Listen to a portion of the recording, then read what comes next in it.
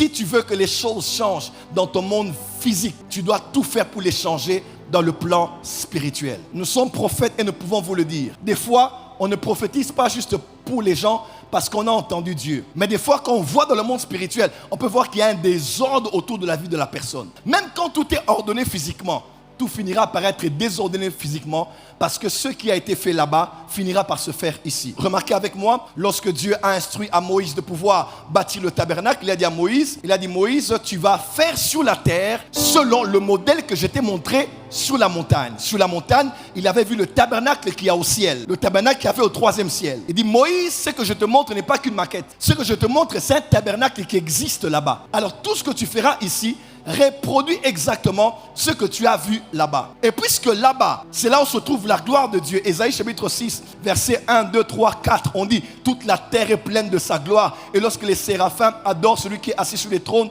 en se parlant l'un à l'autre, la fumée entre dans le temple et la gloire remplit la maison. Dans le 3e ciel, il y a la gloire de Dieu. Et dans le tabernacle, il y a la gloire de Dieu là-bas. La Bible déclare, quand Moïse a fini seulement de construire, selon le modèle, la gloire est entrée. Pourquoi? Parce que sur la terre, Moïse avait reproduit exactement ce qu'il a vu au ciel. Et comme sur la terre, il a reproduit exactement ce qu'il y a au ciel, l'atmosphère qu'il y a au ciel dans le tabernacle s'est invitée de soi dans le tabernacle qu'il y a sur la terre. Si ta vie est exactement telle que Dieu te voit dans les cieux, tu ne prieras pas pour la gloire de Dieu. Pourquoi? La gloire est invitée par la structure. Là où la structure est respectée, la gloire est invitée. Beaucoup de gens prient pour avoir la gloire, mais le tabernacle n'est pas construit comme Dieu le voulait. Si ton mariage est bâti selon le modèle, ton ministère est bâti selon le modèle, tes affaires sont bâties selon le modèle que Dieu voit dans les cieux, la gloire qu'il y a là-bas, dans le plan parfait de Dieu, s'invitera sur la terre. Dis à ton voisin, il faut que tu reproduises selon que c'est fait dans le monde des esprits. Et il y a plus grave que ça, pasteur Christian, c'est que remarquez bien, Dieu dit à Moïse dans Exode chapitre 20, il dit, Moïse, écoute-moi très bien. Parmi les commandements qu'il a donnés à Moïse, il a dit, tu ne vas pas par des images taillées faire d'autres dieux devant ma face pour reproduire ce qu'il y a dans les cieux, sur la terre ou même dans la mer. Alors la grande question qu'on se pose, pourquoi Dieu avait-il interdit qu'on reproduise les images de ce qu'il y a dans les cieux? Et pourtant lui-même, il a exigé qu'on fasse la sculpture de des chérubins dont les ailes allaient pratiquement se toucher sur le propitiatoire. Tout ce qui déclenche la spiritualité sur la terre a toujours été quelque chose qu'il y a dans le monde spirituel. Je peux le prouver. Pourquoi quand le sang coule quelque part, les esprits rassemblent le lieu où il y a l'accident? Les occultistes viennent pour prendre les âmes des gens. Pourquoi? Parce que dans le monde spirituel, le sang est un liquide spirituel. Jésus-Christ est l'agneau immolé avant la fondation du monde. Le sang de Jésus n'a pas coulé d'abord le 8e jour lors de la circoncision. Le sang de Jésus a coulé avant la fondation du monde. Lorsque sur la terre, il y a un sang qui coule parce qu'on a sacrifié, parce qu'il y a eu sacrifice, il y a engagement et potentiellement l'environnement se prédispose à une spiritualité. Tout ce qu'il y avait dans le tabernacle, lorsqu'on le retrouve sur la terre, le lieu où cette chose se retrouve est prédisposé à la spiritualité. Le tabernacle était parfumé, vous le savez. Dans le parvis, il y avait l'odeur des sacrifices comme brûlés. Dans le lieu saint, il y avait l'odeur de l'autel des parfums. Dans le lieu très saint, il y avait l'odeur de l'autel des parfums qui entrait à l'intérieur. Le tabernacle n'était pas un lieu qui était sans odeur. Le tabernacle était un endroit qui était odorant. Il y avait des odeurs dans le tabernacle. Est-ce que vous savez que sur la terre, il y a des odeurs qui appellent des esprits? Parce que toute réalité qui est là-bas, quand on applique ça ici, on peut se prédisposer par des technologies à appeler l'invitation des esprits. Le tabernacle était aussi en blanc. Il y a des moments où le Saint-Esprit même te dira porte le blanc. Il y a des gens même dans les rituels sataniques qui vont porter le blanc pour faire certaines choses. Pourquoi? Parce que tout ce qui est dans le monde invisible, lorsqu'on utilise dans le monde visible, que ce soit l'huile, que ce soit de l'or, vous savez qu'il y a de l'or dans les cieux? Est-ce que vous savez que dans nos histoires des carrières minières, à part les histoires des pays de l'Est, des multinationales, là où il y a des carrières, c'est là où on verse le sang, là où il y a des carrières, là où il y a des minéraux et des matières premières, c'est là où il y a le fétichisme, c'est là où il y a la sorcellerie, c'est là où ça se trouve. Les gens sont allés appeler des géomètres et des scientifiques. On a vu clairement que dans ce territoire, il y avait du pétrole. Mais comme le chef coutumier a dit non, le pétrole a disparu. Parce que tout ce qu'il y a sur la terre est attribué à la spiritualité. Lucifer, dans la civilisation pré-adamique, marchait au milieu des pierres étincelantes. Et il avait autour de lui des pierres précieuses. Partout où on parle des minéraux,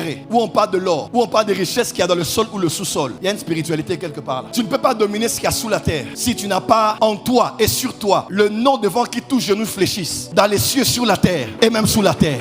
Parce que quand on parle déjà de sous la terre, c'est le domaine du séjour des morts. La terre n'est pas que le lieu où il y a des minéraux. La terre est le lieu où on a enterré des milliards de personnes qui existent depuis la fondation du monde. On n'enterre pas les hommes en les incinérant, en les jetant. On enterre les gens 6 pieds sous terre. Pourquoi? Parce que le séjour des morts se trouve en bas. Tout ce qu'on présente comme étant ce qui est en bas est susceptible d'aller et d'être au règne du séjour des morts et de l'ange de la mort. Pourquoi Dieu a dit qu'on ne représente pas ce qui est là-bas? Parce que si on représente ce qui est là-bas, on va prédisposer le lieu à une dimension spirituelle si on sait comment activer les codes. Ma prière pour toi ce soir, c'est que la volonté de Dieu qui est faite pour toi là-bas se fasse aussi sur la terre. Tu comprends ce verset maintenant? Quand on dit que ton règne vienne, c'est-à-dire que tout ce que je faisais avec mon règne s'arrête. Quand tu dis que ton règne vienne, ça veut dire que le règne de Satan parte. Quand tu dis que ton règne vienne, ça veut dire que mon règne parte. Donc que tu règnes totalement en moi afin que la volonté qui est déjà parfaite là-bas se fasse aussi ici. Voilà pourquoi je prie ce soir et pour Anoukra, non pas ce que je veux pour ma vie, non pas ce que tu veux pour ta vie, mais que ta vie soit semblable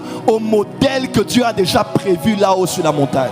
C'est la seule condition pour que tu voies la gloire qu'il a prévue pour toi dans les cieux. La loi de la bipolarité exige que tout ce qui est là-bas est susceptible d'arriver ici. Et nous, en tant que chrétiens, nous ne prions que pour ça.